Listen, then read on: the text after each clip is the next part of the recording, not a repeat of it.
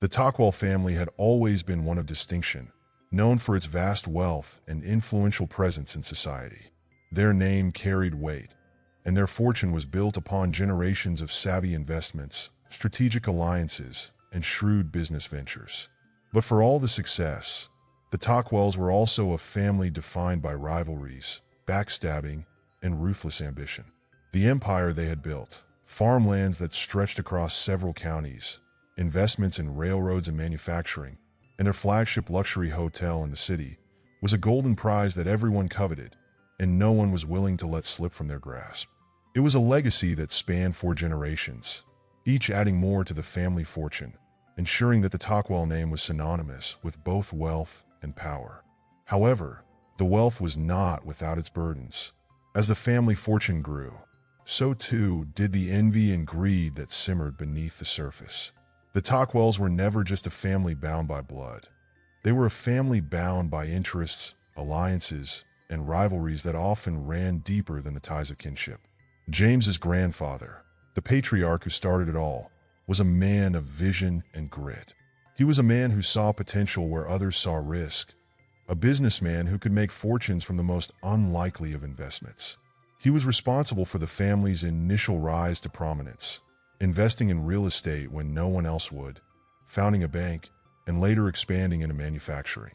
His empire began as a small textile factory, but it quickly grew into something far more substantial: sprawling farmlands, vast mineral rights, and a diversified portfolio that brought immense wealth. Under his guidance, the family secured their place among the elite, firmly embedded in the fabric of society. But with wealth came division. As James's father took the reins of the family business, the Tockwell fortune became both a blessing and a curse. His father, a man who had inherited the family legacy, expanded the empire with the same ruthless determination. However, unlike his father, who was pragmatic in his dealings, James's father, although capable, lacked the same drive to grow the business at all costs. He had a more conservative approach, careful with his assets and investments, unwilling to stretch the family's fortune too thin. While this decision preserved the wealth, it left many of James's relatives dissatisfied. Some saw his prudence as weakness, others as indecision. James's uncles, in particular, saw this as an opportunity. One of them, Gregory, had long been a thorn in the side of the family. A man of extravagant tastes and even more extravagant debts, Gregory constantly found himself in financial trouble. His marriage to a wealthy but distant cousin had done little to alleviate his reckless spending. It was a matter of time before he came knocking on James's door, pleading for a loan or a share in the family's wealth. But James, even as a young man, had learned to shut him out, recognizing Gregory's selfish nature and his tendency to squander any fortune he was given. Then there was Edgar, James's cousin, the son of his father's sister. Edgar was a man of intellect, ambition, and a growing desire for control. He was well educated, socially adept, and had spent years building his own fortune. Yet, it was always clear that his ultimate ambition was to take over the Tockwell estate. Edgar saw himself as the natural heir to the family's wealth, believing that his superior intelligence and modern business acumen would put him in a better position to run the family empire than James ever could. He was charming when needed, but beneath his polished demeanor was a man who would stop at nothing to achieve his goals. The rivalry within the Tockwell family came to a head when James's father passed away unexpectedly. James, still young, found himself at the helm of the family's fortune. He had been groomed for this moment, trained in the ways of business, finance, and negotiation. But it was a heavy burden to bear. The day after the funeral, James was inundated with demands from his uncles, aunts, and cousins. They came with their hands outstretched, each wanting a piece of the Tockwell fortune. James knew that their interest was not just familial, it was financial. Gregory, ever the opportunist, was the first to speak up. "James, you've got to be more aggressive in your business practices," he said, his voice smooth with calculated concern. "If we don't move fast, we'll be left behind. The family needs to expand, invest more aggressively, take risks." James, ever cautious, shook his head. "We've grown this fortune through careful management, not reckless gambling, Gregory." Gregory didn't take the rejection lightly. He had already begun to make alliances within the family, hoping to gain enough influence to sway James's decisions. And as the months passed, his whispers grew louder, spreading discontent. Edgar, too, was a constant presence, quietly undermining James's decisions and quietly sowing doubt among the family members about his ability to lead. James is too conservative, Edgar would often say in private conversations with the family. We should have been expanding years ago. You all know that he's not the man to lead this family forward. He's too focused on tradition, on holding on to what's already there. While James had made sure to preserve the family's fortune, he had not been eager to pursue aggressive expansion. The family's businesses remained strong, but they lacked the risky investments that had once propelled the Tockwell name to the top. Edgar's influence grew, and his voice became louder, especially as the family started to question James's leadership. The rivalry wasn't confined to the men of the family. James's mother, a strict matriarch, had always been a powerful figure in the family.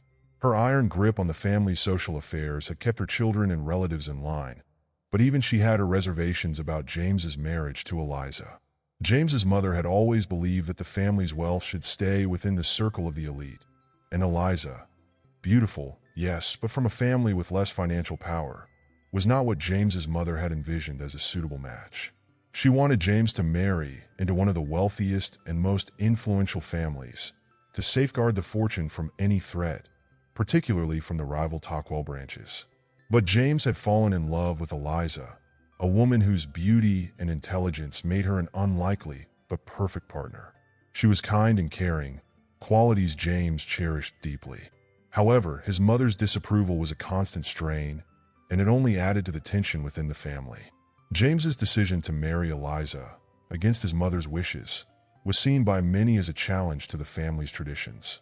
But James had chosen her for her heart, not her bank balance, and that decision, as it would turn out, would set the stage for the larger conflict to come. As James's health deteriorated and his illness began to take its toll, the family's rivalry intensified. His relatives, sensing an opportunity, began to circle like vultures, waiting for a crack in the armor. Edgar, Gregory, and others began to shift their focus from subtle criticisms to outright demands, questioning James's ability to manage the estate and even whispering that Eliza was unfit to handle the wealth.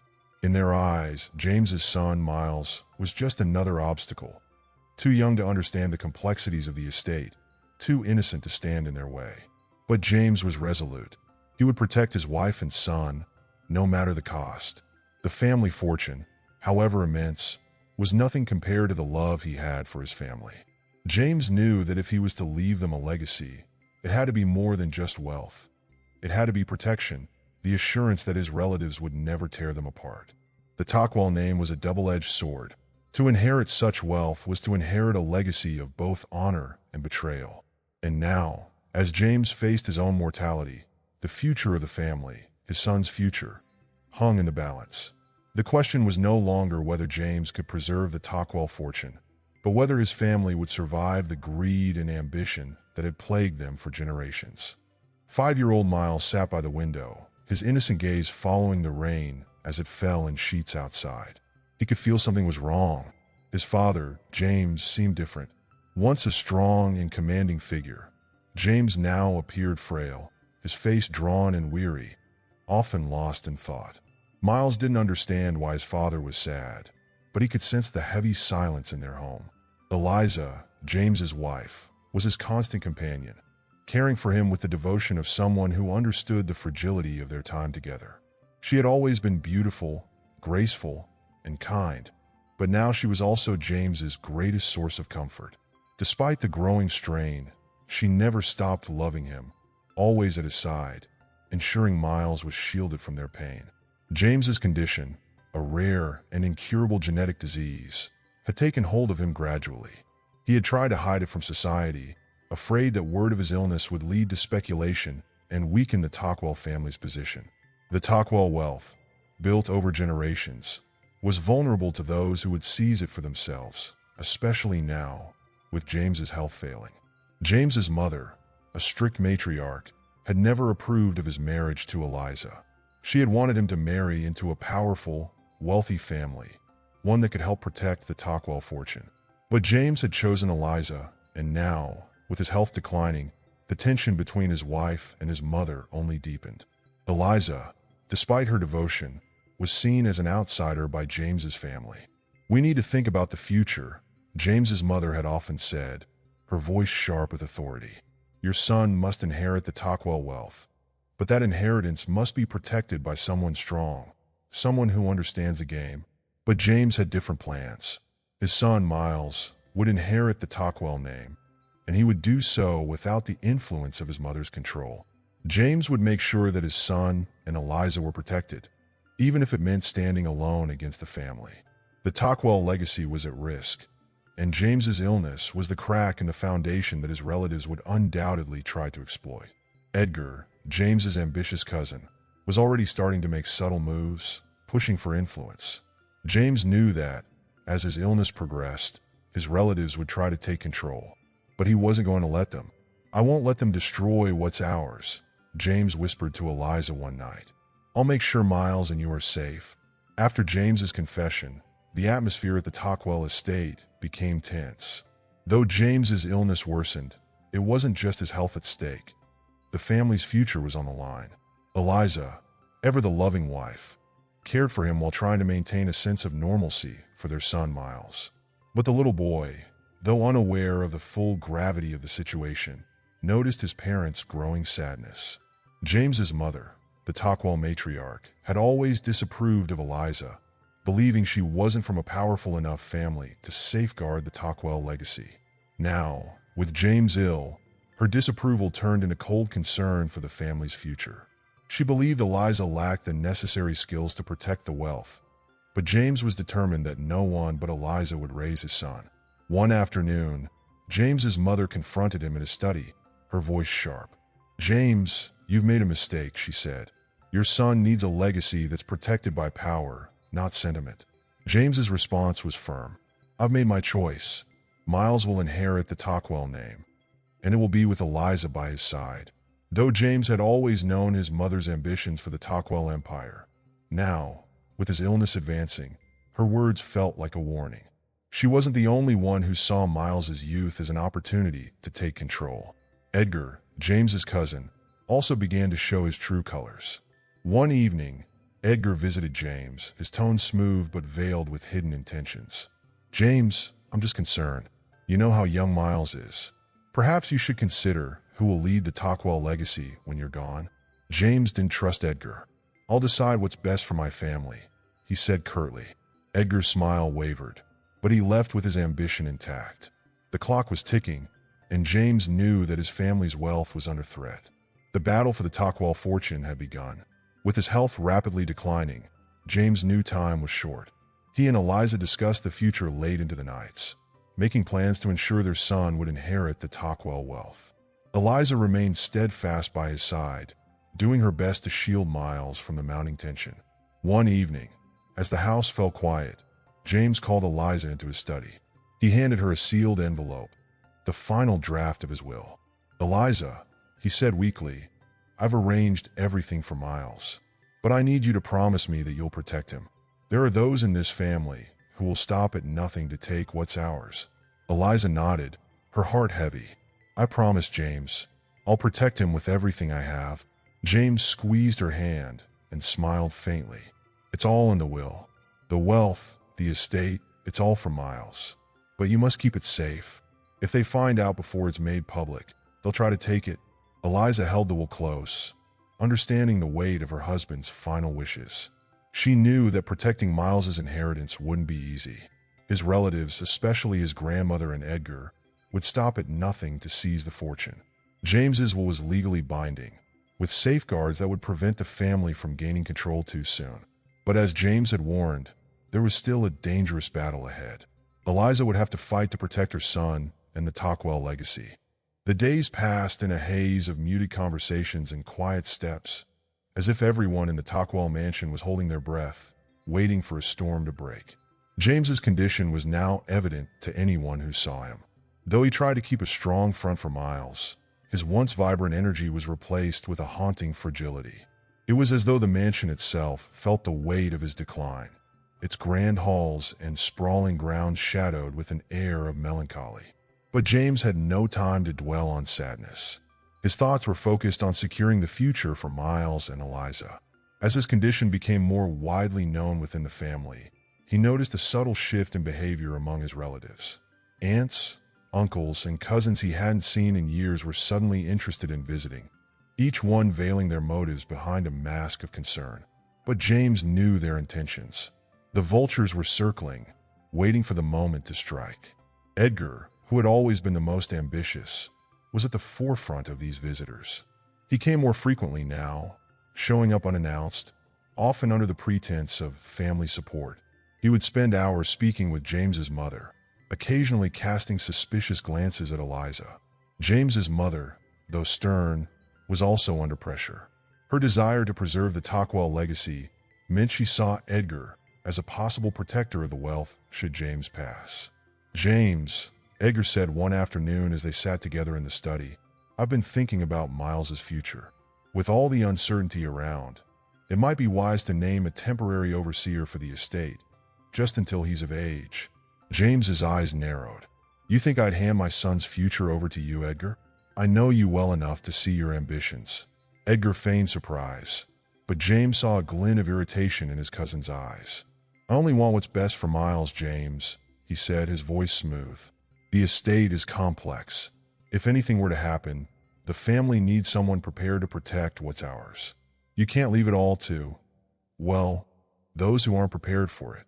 It was clear that Edgar's words were meant as a slight against Eliza. The underlying message was obvious. Edgar saw himself as a better choice than her to manage the family's wealth. James felt his hands tremble with anger, but he forced himself to remain calm. His body might be failing, but his mind was still sharp. He wouldn't allow Edgar or anyone else to belittle his wife or undermine his family. As Edgar's words lingered in the air, Eliza entered the study. She sensed the tension immediately, but she maintained her composure, casting Edgar a cold, calm gaze. "James," she said gently, resting a reassuring hand on his shoulder, "perhaps it's best to leave these conversations for another time. You need to rest." Edgar's mouth tightened into a line, but he forced a smile. "Of course. I'll leave you two for now. But remember, James, the family is here if you need support." As soon as he left, James slumped back into his chair, exhausted. Eliza knelt beside him, her expression soft with concern. "They're getting bolder," she whispered. "We need to be careful." James nodded. "I know, but I've prepared everything. The will is secure. Mr. Peterson will oversee everything when the time comes, and I've named you as Miles's sole guardian." He squeezed her hand. "No one is going to take what's ours, Eliza. Not while I can still breathe." Eliza nodded, determined yet fearful of the battle ahead. The inheritance might be safe on paper, but she knew that their real test would come after James's passing. Edgar, and perhaps even James's mother, would try to challenge the arrangements. They would have to be ready. James's health had taken a sharp decline. Once a man of vitality and strength, he now spent his days confined to bed, his once bright eyes dulled by the weight of his illness. Eliza remained steadfastly by his side, reading to him, telling him stories about Miles's day, and doing her best to keep the shadows of despair at bay. For little Miles, the house felt strangely subdued, and his mother's smile often seemed sadder than he remembered. Despite his pain, James still held on to one final mission: to leave a secure and unbreakable future for Eliza and Miles. Each day, he reviewed the family trust, consulted with his lawyer, Mr. Peterson, and finalized the terms of his will. With Edgar circling closer and his mother's disapproving watchfulness, James knew that his plans had to be airtight. He had seen the greed in his relative's eyes and the calculating look Edgar wore whenever he was near. He could not allow them any foothold. One morning, James called Eliza and Mr. Peterson into his study for what he knew might be their last meeting. With trembling hands, he handed over the finalized will to Mr. Peterson, who nodded solemnly. "It's all in place now, James," Mr. Peterson said quietly. "Your son and Eliza will be the sole inheritors of your estate, and I'll ensure that all necessary precautions are in place to protect them." Eliza looked at James, her eyes brimming with unshed tears. She knew how much he had sacrificed and fought for them, and though she feared the future without him, She was grateful for his unyielding love. "Promise me, Eliza," James said, his voice weak but resolute. "Promise me that you'll guard our son and protect what we've built. They'll come after you, but you must stay strong. Don't let them take what's ours." Eliza held his hand, her grip firm. "I promise, James. I'll protect Miles and everything you've worked for." They shared a quiet moment together, each knowing the weight of that promise. With Mr. Peterson's support and the safeguards in place, Eliza felt a small sense of relief, even as sorrow pressed on her heart. In the days that followed, the family estate grew colder and more somber. Relatives came and went, offering their support to Eliza, but she could see the curiosity and greed lurking behind their sympathy. Edgar, in particular, began to linger more frequently, his inquiries becoming bolder, hinting at family responsibilities and rightful inheritance. But Eliza's calm, unwavering gaze kept him at bay. She was aware that the moment James passed, Edgar would waste no time making a claim on the estate. And soon, that day arrived. James passed peacefully in his sleep, leaving Eliza and Miles to face the world alone. As the news spread through the Tockwell family, Edgar and a few other ambitious relatives felt a surge of anticipation. They saw James's death as an opening, an opportunity to stake their claims on the Tockwell fortune. The Tockwell estate was draped in somber silence on the day of James's funeral. Family members, friends, and influential figures arrived dressed in black, filling the grand hall with low murmurs and subdued expressions. Miles, dressed in a small black suit, clung to Eliza's hand, his young mind struggling to understand the gravity of the day. As the service began, Eliza tried to maintain her composure, her face a mask of quiet strength for Miles's sake. She felt the weight of James's absence deeply, but there was also a sense of foreboding. She knew today wasn't just a farewell, it was the beginning of a battle. As the service ended, Edgar approached, his expression carefully crafted to appear sympathetic. "Eliza, my sincerest condolences," he murmured, a calculating gleam in his eyes.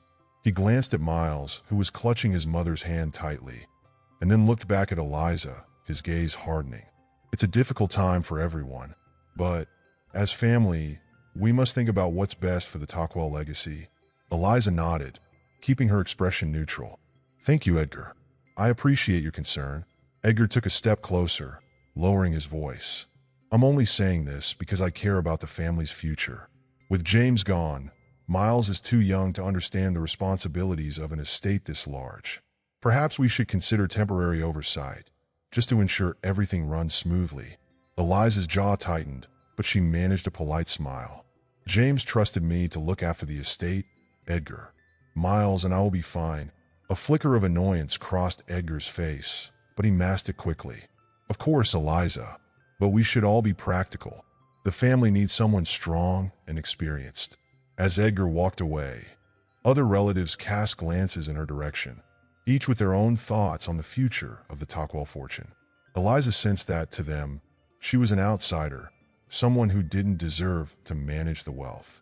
After the guests had departed, Mr. Peterson, James's lawyer, approached Eliza. "I know today was difficult," he said gently, "but James's will is secure. We'll be making it public soon, and I'll be there to ensure everything goes according to his wishes." Eliza nodded, grateful for his reassurance. "Thank you, Mr. Peterson. I know they'll challenge it. Edgar and others. They're not going to back down easily."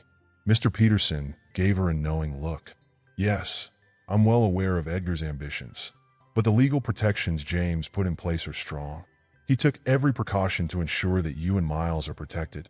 Later that evening, as the house grew quiet, Eliza sat by Miles's bedside, watching her son sleep.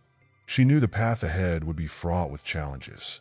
Edgar and other relatives would undoubtedly fight for control, using any means necessary to take what they believed should be theirs. But she remembered her promise to James, to guard their son and the legacy he had left behind. With renewed determination, Eliza whispered, "I'll protect you, Miles. I'll protect everything your father built." She knew she was standing at the edge of a fierce storm, but for Miles's sake, she was ready to face whatever lay ahead. In the days following James's funeral, the Tockwell mansion became the focal point of whispers and subtle, strategic moves. Eliza knew that the quiet after the funeral was deceptive. Edgar and his allies were merely gathering their strength, waiting for the right moment to strike. James's passing had left a vacuum in the Tockwell family, and Edgar seemed all too eager to fill it. True to her instincts, it wasn't long before Edgar formally challenged the terms of James's will. He filed a petition to gain control of the estate, claiming that, due to Miles's young age, the family fortune would be better managed by a more experienced relative. Eliza's supposed lack of business acumen was repeatedly cited, casting doubt on her ability to lead the estate effectively. In his arguments, Edgar painted himself as the responsible choice for stewardship over the Tockwell wealth. Eliza felt the weight of Edgar's attack, yet she wasn't alone in this fight. She consulted with Mr. Peterson daily, poring over the legal documents James had so meticulously prepared. Every line, clause, and stipulation was carefully crafted to guard against exactly this kind of takeover. James's foresight and Mr. Peterson's expertise had given her a sense of security, but Edgar's persistence was relentless, and his legal challenge made it clear that he was prepared for a long battle. One rainy afternoon, Eliza met with Mr. Peterson in the study. The lawyer spread out the documents before her, his brow furrowed in concentration. James was thorough, he said, but Edgar's claim isn't without its complications. He's framing his arguments to sound as if he's thinking of Miles's welfare. Eliza nodded, glancing out the window where Miles was playing quietly. Edgar doesn't care about Miles, she replied. He cares about power. He wants to control everything James worked for, and he's willing to use Miles as an excuse to get it. Mr. Peterson leaned back thoughtfully. We can push back on his claims. James's will specify you as Miles's sole guardian, and I'm confident that a judge will uphold it. However, we need to prepare for Edgar's next move. He's a man who knows how to exploit every weakness. That evening, Edgar made another attempt to visit the estate. This time, he brought along his lawyer and a distant aunt who had always been sympathetic to his ambitions. Eliza greeted them at the entrance, determined not to let Edgar intimidate her. Eliza, Edgar said with a forced smile, we're just here to talk. No need to make things more difficult than they have to be. Eliza kept her voice calm, but resolute. James's wishes are clear, Edgar. Miles and I are not giving up the estate. Edgar's lawyer stepped forward, his tone condescending. Mrs. Tockwell, while we respect James's intentions, the family has valid concerns. A large estate like this requires careful management, something you may not have the experience to handle. Eliza met his gaze, refusing to be intimidated. James made sure everything was arranged. I don't need advice on how to run my son's inheritance. Edgar's mask slipped for a moment, his eyes cold. We'll see about that, Eliza, he muttered. But I'd suggest you prepare yourself for a lengthy legal battle. My resources are substantial, and I'm willing to use every last one of them. With that, Edgar and his entourage left, their footsteps echoing in the grand hallway as they departed. Eliza's resolve hardened. She knew that Edgar would use every means available to tear down James's will, and he would try to portray her as incapable in the eyes of the family and the courts. That night, as the mansion settled into silence, Eliza knelt beside Miles's bed, watching him sleep. She could feel the weight of the promises she had made to James pressing on her. Protecting Miles and the estate would require more than just legal defenses. It would demand unwavering courage and a determination to face down Edgar's schemes. Your father believed in me, Miles, she whispered softly, brushing a stray curl from his forehead. And I won't let him down. I'll fight for you, no matter how hard Edgar tries to take this from us. As the rain tapped steadily against the windows, Eliza prepared herself for the battles that lay ahead, knowing that each step would bring her closer to securing Miles's future and to defending the legacy that James had entrusted to her. The day of the court hearing arrived with a sense of unease that weighed heavily on Eliza's shoulders. This was the moment Edgar had been pushing for, the chance to challenge James's will formally and cast doubt on her ability to lead the Tockwell estate. Though nervous, Eliza felt a quiet strength. She remembered the promises she'd made to James and to Miles. She would see this fight through for them. The courthouse was packed, with relatives and curious onlookers gathered to witness the Tockwell family's most contentious struggle. Edgar sat across the courtroom with his lawyer, looking confident, his expression a mask of polite concern that barely concealed his ambition. As proceedings began, Edgar's lawyer presented a carefully crafted argument. The late Mr. Tockwell's intentions, while admirable, failed to consider the complexities of estate management, he argued. With a young child as the primary beneficiary, and Mrs. Tockwell lacking any prior experience in managing such wealth, the family has legitimate concerns. Our client, Edgar Tockwell, merely seeks to serve as a responsible steward to ensure the estate remains secure and prosperous for young Miles. Edgar cast a look of exaggerated sympathy across the room. Eliza could feel the subtle murmur of doubt that passed through the spectators. This was Edgar's tactic, to paint himself as the reasonable, responsible party who had only the family's interests at heart. But Eliza held her ground. When it was her turn to speak, she looked at the judge with calm determination. My husband, James, was meticulous in planning for his family. He trusted me fully to take care of Miles and manage our family's estate, she began. This challenge is not about Miles's welfare. It's about control. Edgar has sought to undermine my role as Miles's mother and guardian since the day James passed. But I stand here today because I am prepared to protect what belongs to my son. Her voice didn't waver, and she spoke with a quiet confidence that silenced the room. James's lawyer, Mr. Peterson, then presented the specifics of the will, pointing out the extensive planning James had put into place. He highlighted the safeguards James had built, including multiple legal provisions that specified Eliza's role as executor and sole guardian, dismissing Edgar's claim as unnecessary and baseless. The turning point came when Mr. Peterson called a witness, a longtime friend of James, Mr. Harrington, who had witnessed the drafting of the will. He testified that James was adamant about protecting his family from anyone who might try to interfere. James was clear about his intentions, Mr. Harrington said firmly. He loved Eliza deeply and trusted her with everything he had.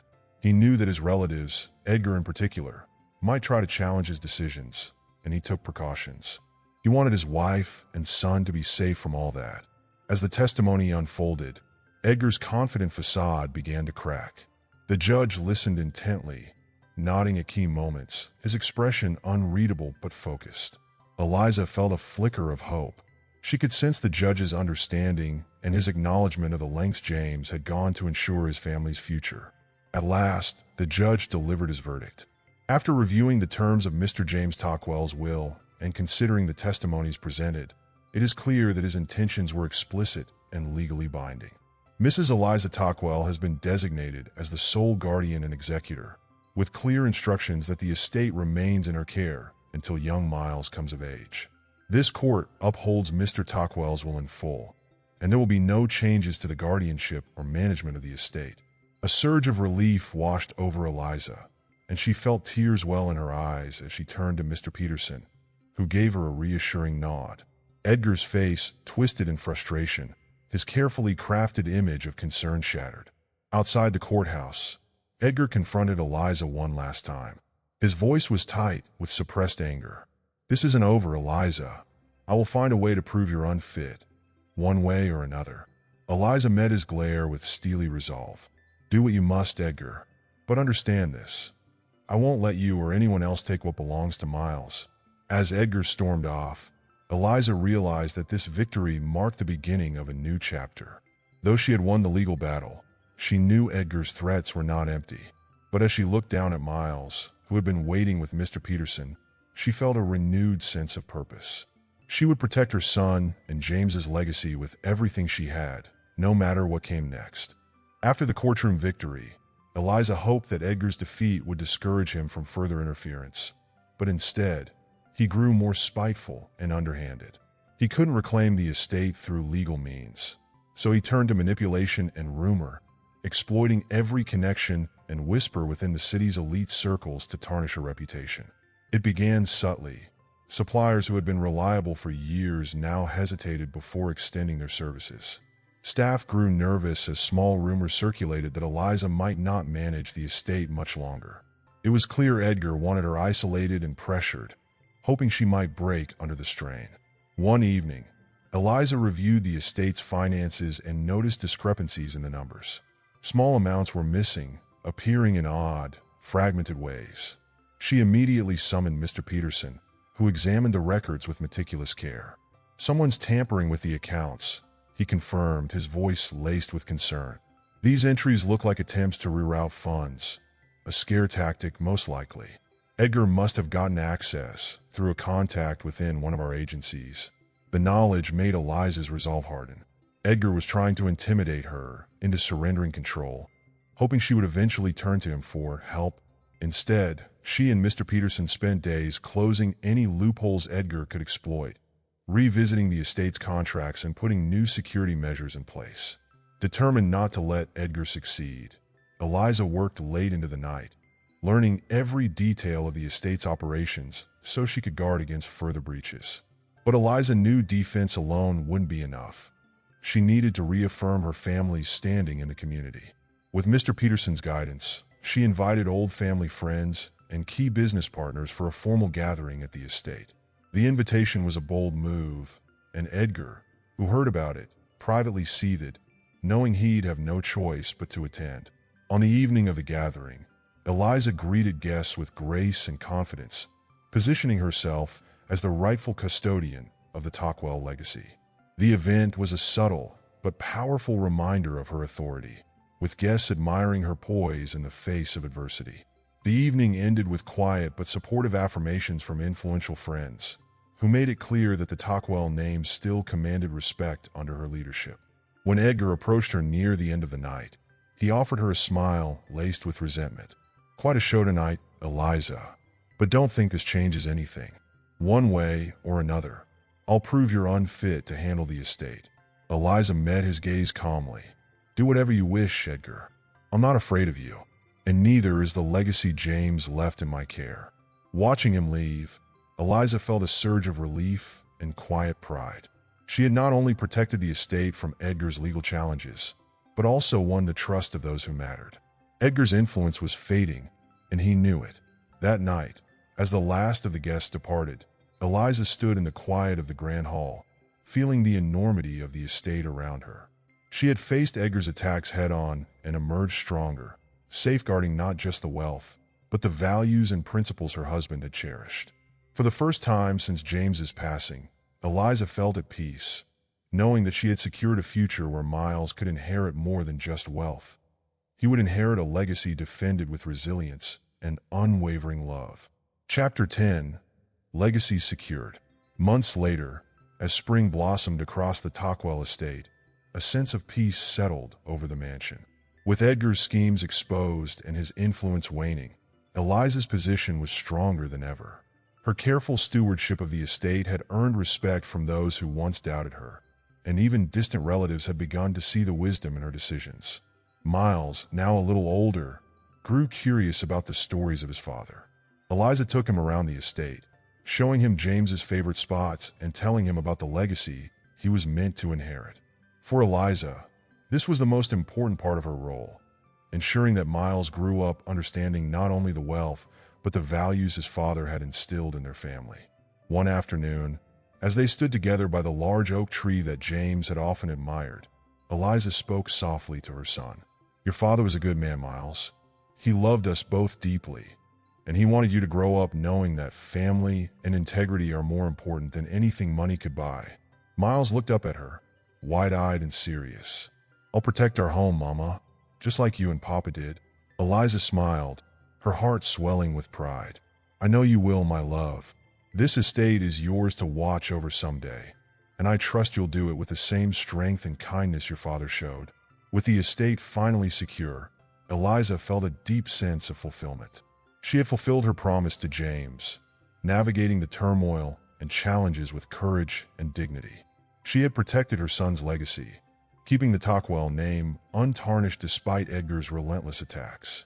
As Eliza and Miles walked back to the house, hand in hand, she looked up at the sky and felt James's presence with them. He was gone, but his spirit remained alive in the legacy he left behind.